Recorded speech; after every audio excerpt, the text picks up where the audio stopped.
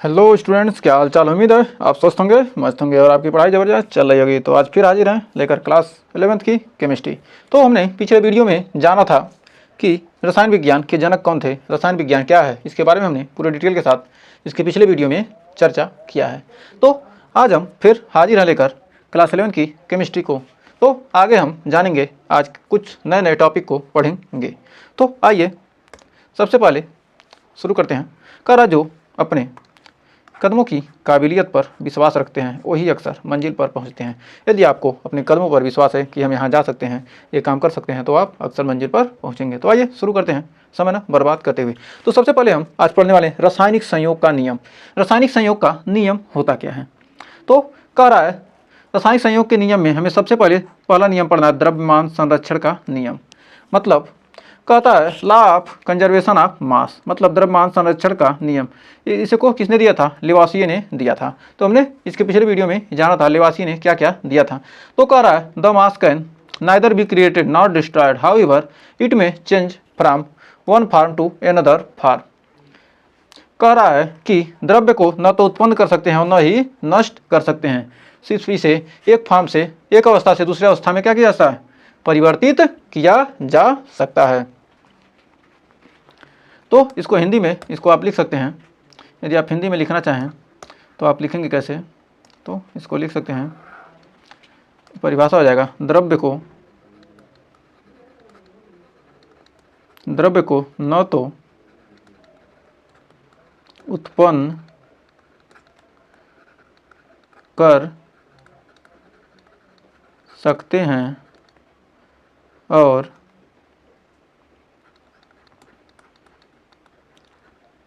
न ही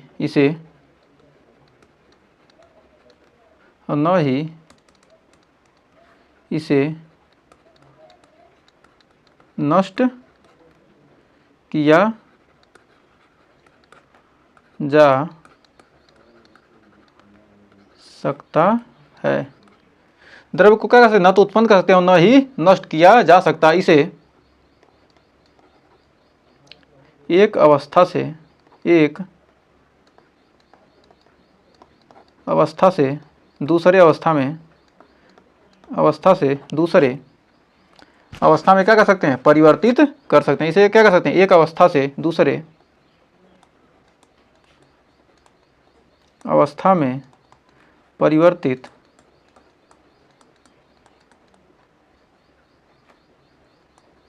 कर सकते हैं। ये क्या है? द्रव्यमान संरक्षण का नियम कहता है कि क्या द्रव्य को क्या किया जा सकता है? न तो उत्पन्न किया जा सकता और न ही नष्ट किया जा सकता। सिर्फ इसे क्या कर सकते हैं? एक अवस्था से दूसरे अवस्था में क्या कर सकते हैं? परिवर्तित कर सकते हैं ड्यूरिंग द फिजिकल और केमिकल चेंज। मतलब क्या करते हैं? इसके रासायनिक परिवर्तन या भौतिक परिवर्तन के द्वारा क्या कर सकते हैं? इसको चेंज कर सकते हैं। The total mass of the product is always equal to the total mass of reactant. मतलब कह रहा है कि मतलब क्या है? जो प्रोडक्ट है वो क्या है? जो प्रोडक्ट है, उत्पाद और रिएक्टेंट, अभिक्रिया से पहले और अभिक्रिया के बाद क्या होता है? जो द्रव्यमान होता है क्या हमेशा फिक्स होगा, बराबर होगा। कर अभिकारकों का कुल द्रव्यमान, द मास ऑफ प्रोडक्ट, मतलब अभिकारक का कुल द्रव्यमान टोटल और उत्पादों का कुल द्रव्यमान क्या होता है? हमेशा बराबर होता है। एग्जाम्पल, ये कैल्शियम कार्बोनेट की क्या किए? क्रिया किए तो क्या कैल्शियम ऑक्साइड और कार्बन डाइऑक्साइड बना, और कार्बन ऑक्सीजन की क्रिया कर क्या बना दिए? Carbon dioxide. तो आइए इसको एग्जाम्पल से समझते हैं। कह सकते हैं टोटल मास ऑफ रिएक्टेंट, मतलब अभिकारक का कुल द्रव्यमान, टोटल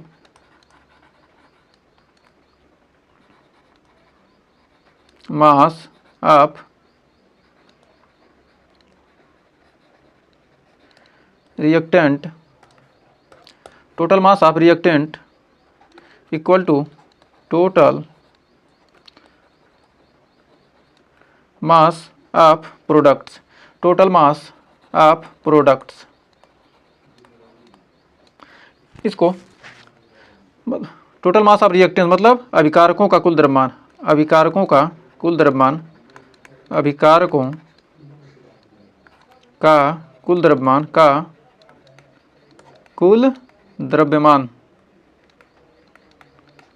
बराबर होता है उत्पादों का कुल द्रव्यमान बराबर उत्पादकों उत्पादकों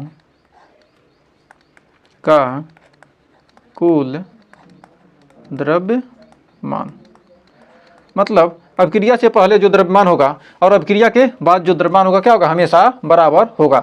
जैसे हमने क्या दिखा, यहाँ पर दिखा एग्जाम्पल, कैल्शियम कार्बोनेट को कैल्शियम ऑक्साइड और कैल्शियम कार्बोनेट में क्या हो रहा है, कार्बन डाइऑक्साइड में क्या हो रहा है, टूट रहा है। तो इसी एग्जाम्पल को हम अभी यहाँ पर प्रूफ करके आपको दिखाते हैं। दिया है कैल्शियम कार्बोनेट CaCO3, ये क्या है, कैल्शियम कार्बोनेट है, इसको क्या किए, हीट दिए, यानी क्या कि इसको गर्म कर रहे हैं।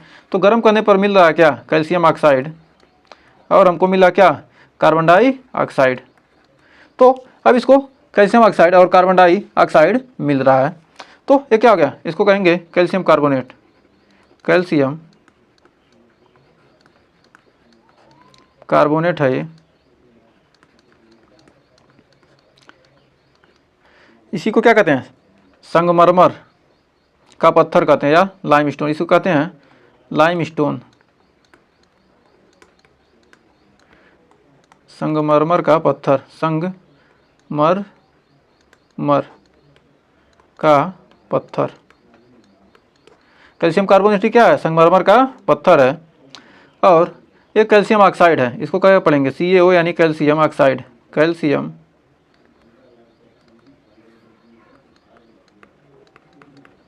कैल्शियम ऑक्साइड, कैल्शियम ऑक्साइड इसे क्या कहते हैं, कली का चूना, कली का चूना, quick lime, QUICK, quick lime, कली का चूना इसको कहते हैं। ये क्या है, कार्बन डाइऑक्साइड क्या है, ये तो गैस है। ये क्या किए, कैल्शियम ऑक्साइड को क्या किए, इसमें क्या करेंगे, पानी में मिला देंगे, जल में मिला देंगे, जल में मिलाने पर ये क्या होता है, कैल्शियम ऑक्साइड CaOH का होल ट्वाइस कैल्शियम हाइड्रोक्साइड बन जाएगा। इसी को क्या कहते हैं, बूझा चूना, इसी को क्या कहते हैं, बूझा चूना, स्लेक लाइम, स्लेक लाइम, यानी क्या कहेंगे, बूझा चूना।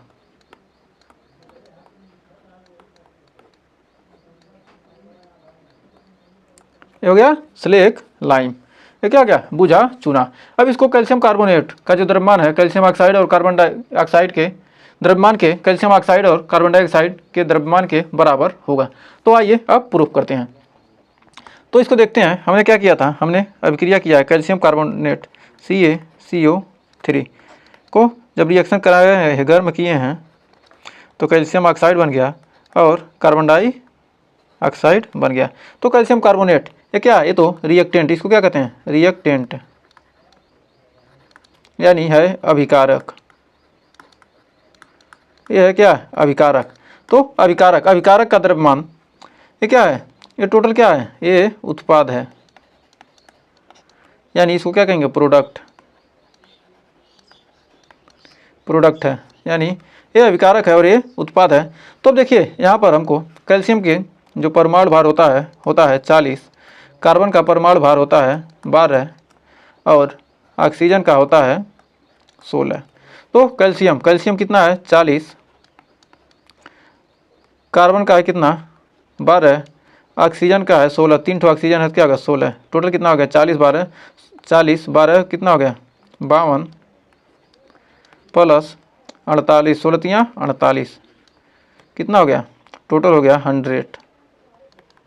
100 यूनिट आ गया। अब कैल्शियम ऑक्साइड का कितना है, कैल्शियम ऑक्साइड का है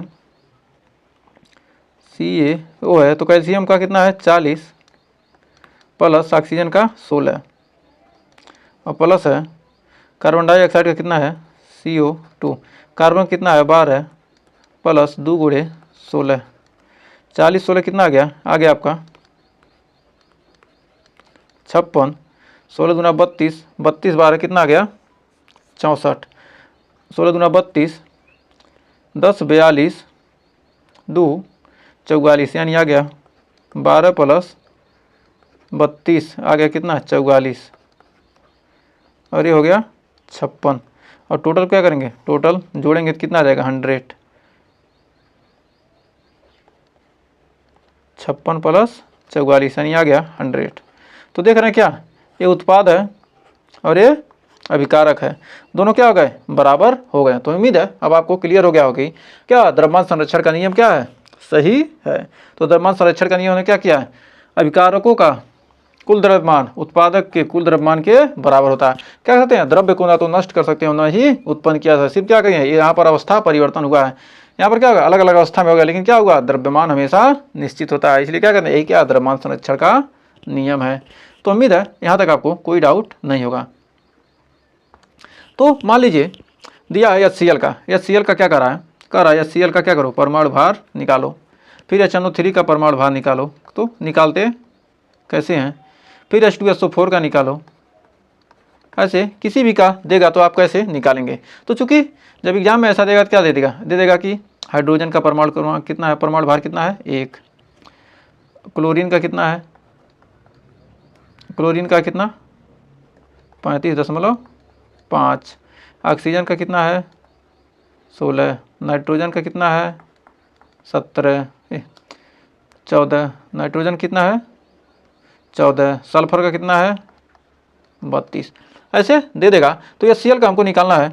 तो HCl में एक हाइड्रोजन है, एक गुणे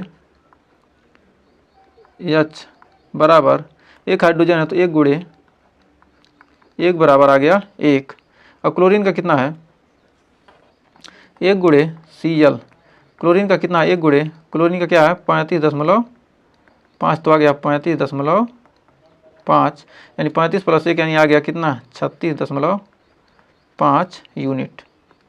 तो HNO3 का आप देखते हैं नाइट्रिक अम्ल, HNO3 क्या होता है, नाइट्रिक अम्ल है। तो इसका निकालते हैं, कैसे निकालेंगे, तो इसका निकालेंगे हाइड्रोजन कितना है एक है, एक गुणे H यानी आ गया 1 गुणे 1 बराबर आ गया 1, और नाइट्रोजन का 1 गुणे N बराबर 1 गुणे 14 बराबर 14, ऑक्सीजन 3 गुणे O बराबर 3 गुणे 16 यानी आ गया 48। तो टोटल को जोड़ेंगे तो 4 1 5 48 5 53, और 4 1 5 48 5 53 10 63, तो आ गया 63 यूनिट। तो अब H2SO4 का निकालते हैं। तो हाइड्रोजन कितना है 2 गुणे H, तो 2 गुणे 1 बराबर 2, सल्फर का 1 गुणे S 1 गुणे 32, सल्फर का 32 है तो क्या आ गया 32। अब फिर ऑक्सीजन का तो 4 गुणे O, यानी ऑक्सीजन का 4 गुणे है कितना 16 यानी आ गया 64, और टोटल को जोड़ेंगे तो 4 2 6 2 8 6 3 9, तो 98 यूनिट। इस प्रकार क्या कर सकते हैं हम, किसी भी तत्व का क्या कर सकते हैं हम परमाणु भार का कैलकुलेशन निकाल सकते हैं। तो परमाणु भार क्या करेंगे हम आराम से कैलकुलेशन कर सकते हैं। अब यहाँ पर नाइट्रिक अम्ल का है, यहाँ पर HCl का यहाँ पर है, और क्या H2SO4 का। इस तरह क्या करते हैं हम किसी भी तत्व का क्या करते हैं परमाणु भार निकाल सकते हैं। तो आइए कुछ और जानते हैं, कुछ और तत्व देखते हैं। मान लीजिए कह रहा कि क्या कैल्शियम कार्बोनेट तो ये वाला कर चुके हैं। मान लीजिए कह रहा 2KClO3, इसको क्या किए, इसको हम क्या कर रहे हैं गर्म कर रहे हैं, इसको गर्म करेंगे तो क्या बना पोटेशियम क्लोराइड बन गया,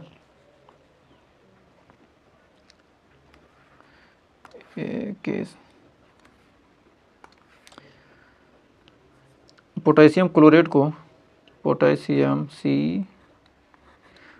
क्लोरेट को क्या करते हैं गर्म करते हैं। ये क्या पोटेशियम क्लोरेट है, पोटेशियम क्लोरेट, पोटेशियम क्लोरेट को क्या करते हैं गर्म करते हैं। तो पोटेशियम क्लोराइड KCl+3O2 क्या होता है ऑक्सीजन गैस निकलती है। तो अब यहाँ पर क्या होना चाहिए, अभिक्रिया मास तभी बराबर आएगा जब क्या हो बैलेंस हो, 2 के है 2 यहाँ पर है, 2 Cl है 2 Cl है, 3 दूनी 6 ऑक्सीजन है तो 3 दूनी 6 ऑक्सीजन। ये क्या होना चाहिए बैलेंस होगा, जब भी बैलेंस होगा तभी क्या कर सकते हैं हम इसको निकाल सकते हैं कि द्रव्यमान संरक्षित रहेगा। तो क्या होगा अभिक्रिया बैलेंस नहीं रहेगी, क्या अभिक्रिया को बैलेंस करना पड़ता है। तो यहाँ पर अब यहाँ पर इसका निकालेंगे तो 2 पोटेशियम का कितना होता है, हाइड्रोजन का हम जान लेते हैं क्या, हाइड्रोजन का 1, पोटेशियम का कितना होता है, पोटेशियम का कितना होता है 39। यहाँ पर हाइड्रोजन तो है ही नहीं, तो हाइड्रोजन का हम कहाँ लिखें, यहाँ पर लिख सकते हैं पोटेशियम, यानी कि 39। पोटेशियम का 39 हो गया। क्लोरीन का हम जानते अभी ऊपर पढ़े ही हैं 35.5। आपको एग्जाम में ये सब दिया रहेगा, आपको एग्जाम में ये सब याद करने की ज़रूरत नहीं है। इन्हीं चीज़ों का हमको क्या, इन्हीं 3 का ज़रूरत है। तो क्या 2 गुणे के का मान कितना है, पोटेशियम का 39 है,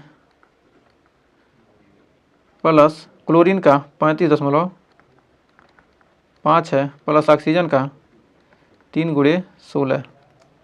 अब यहाँ पर इसका कितना निकलेगा, 2 गुणे पोटेशियम कितना है 39 प्लस 35.5। अब यहाँ पर 3 दूनी 6, 6 गुणे 16, यानी आ गया ये 96 यूनिट। ये आ गया 9×5 = 14, तो यह जाएगा 2 गुणे 74.5, यानी हो जाएगा 74 दूना 149 यूनिट।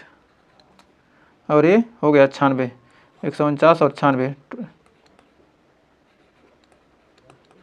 प्लस 96, टोटल आपका आ जाएगा 245। 9 6 15 5 4, 9 4 13, 1 14, 1 1 2, 245। अब यहाँ पर 16 3 48, यहाँ पर हो जाएगा आपका, टोटल जोड़ेंगे तो कितना आ जाएगा, यहाँ पर 16 3 48 यहीं पर लिख लीजिए, 16 3 48, यानी हो जाएगा 48। अब जोड़ देंगे तो 8 8 5 13, 13 9 22, 22 को 2 0.55 रहेगा ही, 4 3 7 3 10 और 2 12, 122.5 गुणे 2, 122 दूना 245 यूनिट। तो यहाँ पर हम देख रहे हैं क्या, जो प्रोडक्ट का है और क्या है ये प्रोडक्ट का, उत्पाद का और रिएक्टेंट का दोनों क्या है, आपस में बराबर आ गया। तो उम्मीद है कह सकते हैं कि द्रव्यमान संरक्षण का नियम क्या है, सही है और सत्य है।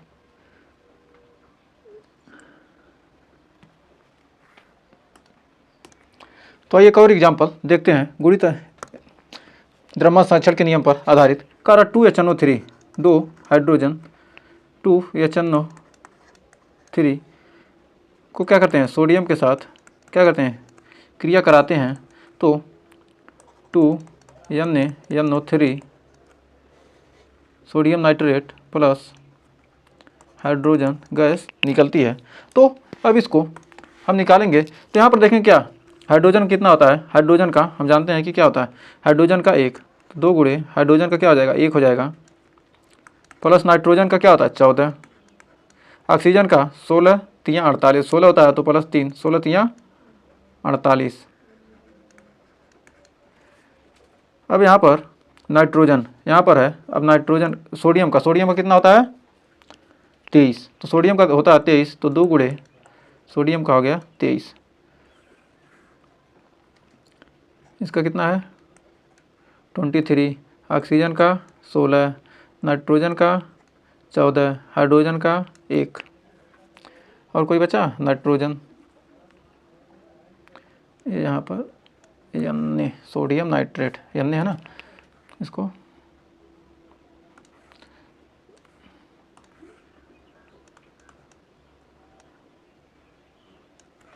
तो 2 गुणे 23, तो यहाँ पर हो गया 14 1 15 और 15 48 5 53 10 63, 2 गुणे 63,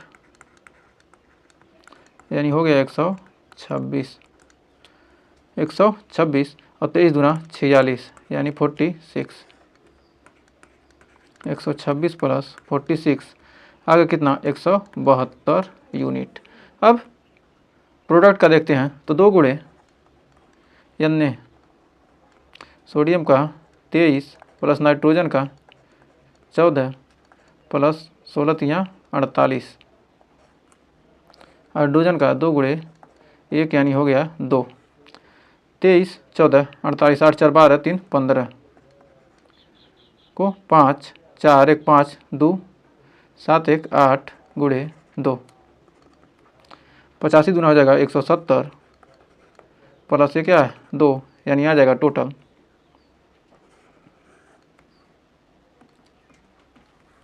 आ गया 170 प्लस 2 172। तो देख रहे हैं जो अभिकारक है और उत्पाद आपस में क्या है, आपस में दोनों क्या है, बराबर हैं। तो हमें उम्मीद है आप इससे भी अंदाजा लगा सकते हैं कि क्या द्रव्यमान संरक्षण का नियम क्या है, यही है कि मतलब क्या अभिकारक और उत्पाद के क्या होते हैं, जो द्रव्यमान होते हैं क्या होते हैं, हमेशा बराबर होते हैं। द्रव्य को क्या कर सकते हैं, द्रव्यमान को यानी मास को नष्ट नहीं किया जा सकता है, सिर्फ क्या करते हैं एक अवस्था दूसरी अवस्था में क्या कहता है, सिर्फ परिवर्तन कर सकते हैं। तो हमें उम्मीद है यहाँ तक आपको द्रव्यमान संरक्षण का नियम आपको अच्छे से एकदम क्लियर हो गया होगा और वीडियो पसंद आई होगी। अगर वीडियो पसंद आए तो वीडियो को लाइक शेयर कीजिएगा और चैनल पर पहली बार जुड़े हैं चैनल को सब्सक्राइब जरूर कीजिएगा। मिलेंगे नेक्स्ट वीडियो में एकदम शानदार जबरदस्त सेशन लेकर, तब तक के लिए टेक केयर।